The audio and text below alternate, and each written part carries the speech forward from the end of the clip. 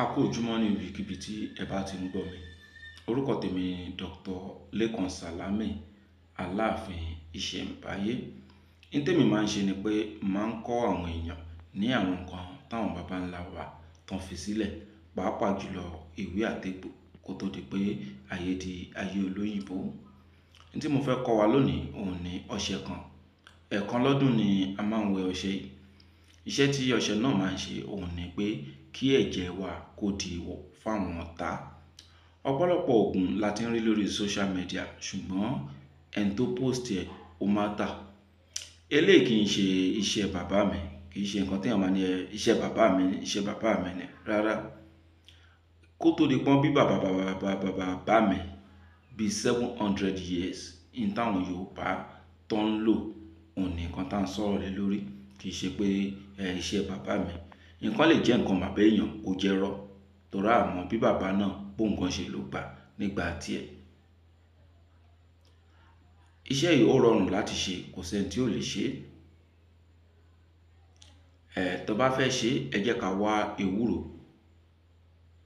Fún àǹfààní ẹ̀yin tó bá jẹ́ pé ẹ ṣẹ̀ṣẹ̀ ń gbọ́ fídíò yìí ni, orúkọ ẹni tí ó ń ṣe fídíò yìí òun ni Ọlálékan Sàlámì, President fún ẹgbẹ́ Association of Africa Tradition and Culture. Ẹgbẹ́ tí mo dárúkọ yìí ní ta máa ń ṣe ń bẹ̀ ni pé a máa ń kọ́ra wa ní lílò ìwé àtegbò àti àwọn nǹkan tó jẹ́ nǹkan tiwantiwa. Ìdí tá fi dá ẹgbẹ́ náà sílẹ̀ òun náà ni pé a fẹ́ kó jẹ́ pé àṣà òyìnbó làwa dúdú a máa sáré tẹ̀lé, ká máa gbé nǹkan tiwa náà lárugẹ. Kò wá sẹ́ni tí ò lè darapọ̀ mọ́ ẹgbẹ́ wa. Ibikíbi tẹ́ ẹ bá wà tí WhatsApp tó bá ti dé ìlú tẹ́ wà, a jẹ́ pé ẹ̀yin náà ẹ lè darapọ̀ mọ́ ẹgbẹ́ náà nìyẹn. Ìwúlò ẹgbẹ́ náà òun ni pé bí wọ́n bá mọ nǹkan ẹyọ kan, ká sọ pé ògùn jẹ̀dí ẹyọ kan ni wọ́n mọ̀ tó dá ẹ lójú.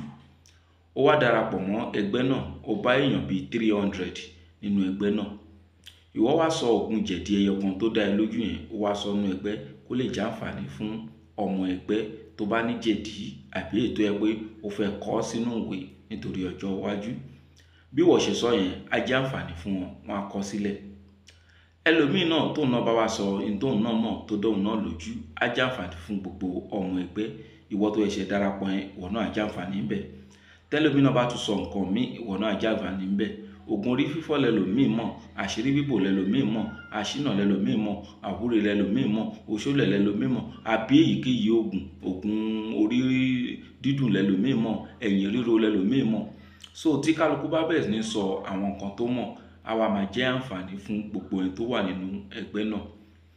Ẹgbẹ́ náà kì í wá ṣe ẹgbẹ́ orí social media lásán. Ẹgbẹ́ ta rẹ́gísítà lọ́dọ̀ ìjọba àpapọ̀ ni. Bẹ́ẹ̀ sì ni a máa ń ṣe ìdánilẹ́kọ̀ọ́ káàkiri gbogbo ilẹ̀ Yorùbá. Nínú ọdún 2024 yìí a ti wá sílùú Ìbàdàn. Ní ọdún 2024 yìí a ti wá sílùú Ìkòròdú. Ní ọdún 2024 yìí tó bá di June 22, à ń bọ̀ nílùú Abẹ́òkúta pẹ̀lú àṣẹ Ọlọ́run.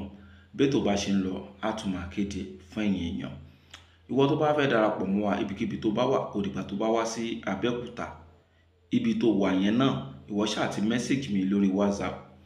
Ọ̀pọ̀lọpọ̀ ìgbà ni mo ti ṣàlàyé pé àti registration àti ID card láti darapọ̀ mọ́ ẹgbẹ́ wa 5,000 naira ni. Tó bá ti send owó náà tó send receipt, tèmi bá ti rí receipt ní WhatsApp mi, ẹsẹ̀kẹsẹ̀ ni a máa add ẹ mọ́ ẹgbẹ́ náà lórí WhatsApp. WhatsApp number mi ni 08028565188. Kì í ṣe ẹgbẹ́ tọ́pọ̀lọpọ̀ èèyàn máa ń dálẹ̀ tó máa ń mo dá ẹgbẹ́ kan lẹ̀ lórí WhatsApp, màá máa post àṣírí fún yín. Ó yàtọ̀ sí ní tèmi ń sọ. Ẹgbẹ́ ta rẹ́gísítà gẹ́gẹ́ bí association lọ́dọ̀ ìjọba àpapọ̀ tó sì ní ID card tí a máa ń rí àwọn ọmọ ẹgbẹ́ wa lójúkorojú ní program, òun ni ẹgbẹ́ tèmi ń sọ. Gbogbo ọmọ Yorùbá pátápátá ló lẹ́tọ̀ọ́ láti máa darapọ̀ mọ́ irú ẹgbẹ́ báyìí, torí pé ẹgbẹ́ tí ó ṣe ọmọ Yorùbá láǹfààní ni. Ìwọ tó bá wò pé ó wù ẹ́ kó máa béèrè ìbéèrè kan àbí kejì lọ́wọ́ ẹgbẹ́ wa, àbí ó tiẹ̀ fẹ́ máa jẹ àǹfààní ẹgbẹ́ wa, torí ọ̀pọ̀lọpọ̀ tó máa ti rí nọ́mbà wọn sáré mu, wọn máa kọ́lẹ̀. Ẹni tó mọ̀ rí tẹ́ sọ̀rọ̀ rí wà máa ní ògùn kìíní kan ló ń wá. A kì í wù wá báyìí. Tó tó bá yẹ pé o fẹ́ mú nọ́mbà kó máa pè àbí ká jọ máa sọ̀rọ̀ àbò fẹ́ kí ọ̀rọ̀ máa dà wá pọ̀, tí ò bá tiẹ̀ lè darapọ̀ mọ́ ẹgbẹ́, nǹkan tó bá ní lágbára máa fi ránṣẹ́ sí ẹgbẹ́ náà. Ọ̀nà téèyàn lè fi nǹkan tó bá lágbára ránṣẹ́ sí ẹgbẹ́ náà, òun náà ni pé kó kàn sí mi ní orí WhatsApp pé kí ni account number ẹgbẹ́ náà. Bí wọ́n bá fẹ́ darapọ̀ mọ́ ẹgbẹ́, ẹ kàn sí mi lórí WhatsApp. Tí wọ́n bá fẹ́ fi nǹkan ránṣẹ́ sí ẹgbẹ́ náà, ẹ kàn sí mi lórí WhatsApp. Kì wá ń ṣe call lórí WhatsApp bí kò ṣe pé ká text message kọ́rọ̀ wa kó lè yẹra wa dáadáa. Gẹ́gẹ́ bí ọ̀rọ̀ ògùn tí mò ń bá bọ̀, ògùn tí ẹ̀jẹ̀ wa fi ń dèwọ̀ lójú àwọn ọ̀tá.